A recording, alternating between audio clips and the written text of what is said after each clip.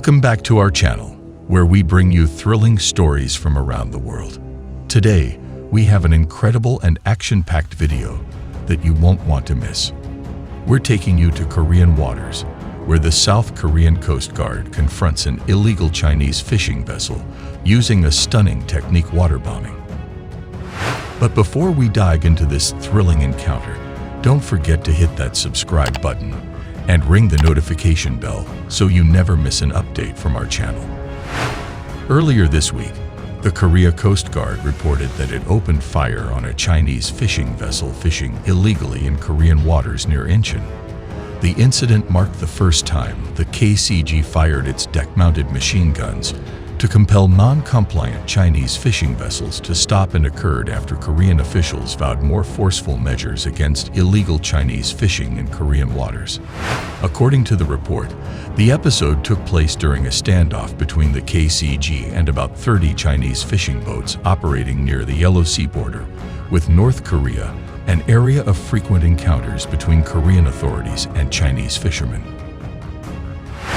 After repeated warnings by the KCG for the Chinese vessels to stop, the Chinese vessels reportedly attempted to ram the KCG vessel, prompting the KCG to fire their machine gun into the air. The warning shots proved ineffective, so additional machine guns bursts were employed near the bow of the Chinese vessel. 2 Chinese trawlers were seized in the clash, and no one was hurt. The incident comes on the heels of an earlier encounter near Sakjeong Island in October, in which a small KCG patrol vessel was rammed and sank by a large Chinese fishing vessel as the Chinese vessel resisted arrest. Lee Ju-seong, head of the KCG's Central Region, called the action by the Chinese vessel attempted murder and vowed stern action against the Chinese fishermen responsible.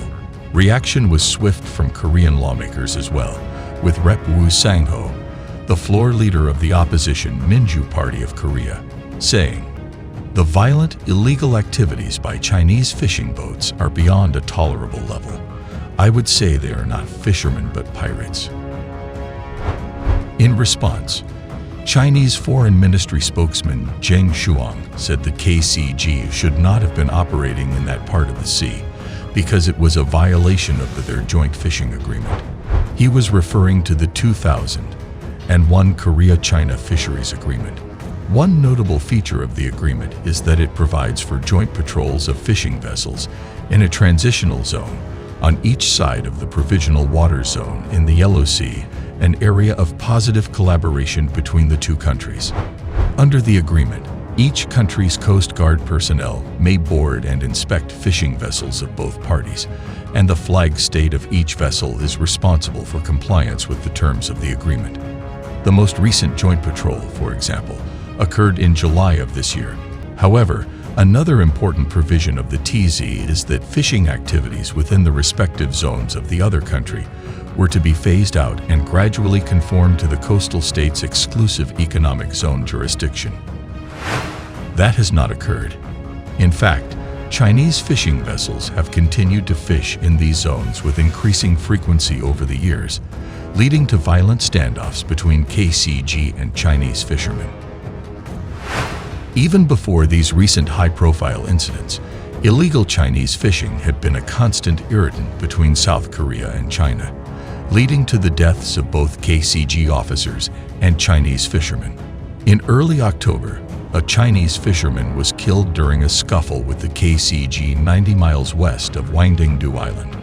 In September, 3 Chinese fishermen died trying to evade arrest after KCG officials fired flares and non-lethal stun grenades into the vessel's wheelhouse where Chinese fishermen had locked themselves in. In December of 2010, a Chinese fisherman died while attempting to repel KCG officers from boarding their fishing vessel. Since 2008, 2 KCG officers have been killed by Chinese fishermen and 73 injured during attempted arrests of Chinese fishing vessels in Korea's EEZ.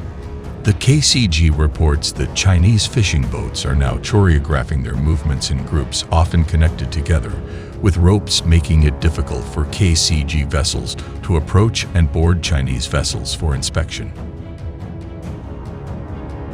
Many Chinese fishermen also wield iron bars, pipes, hammers, shovels, knives, and hatchets, according to KCG officials, making non-compliant boardings a particularly dangerous endeavor for officers. This is not a localized trend in the Yellow Sea, of course. In other parts of the world, such as off the coast of Indonesia and Argentina, Chinese fishermen have shown an increasing willingness to challenge attempts by coast guards to enforce fishing laws in EEZs of coastal states, leading to several deadly confrontations.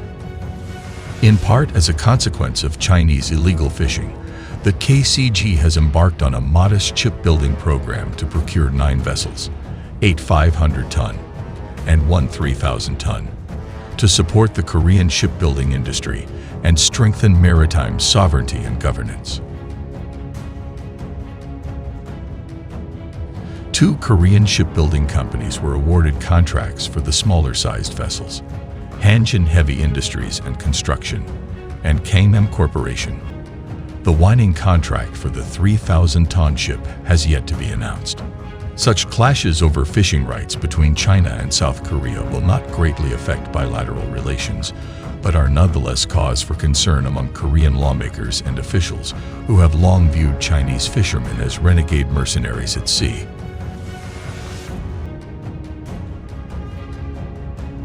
The clear winner in all of this may be a rejuvenated KCG, which was unceremoniously disbanded after the failed rescue operation during the sinking of the Sewol ferry in 2014.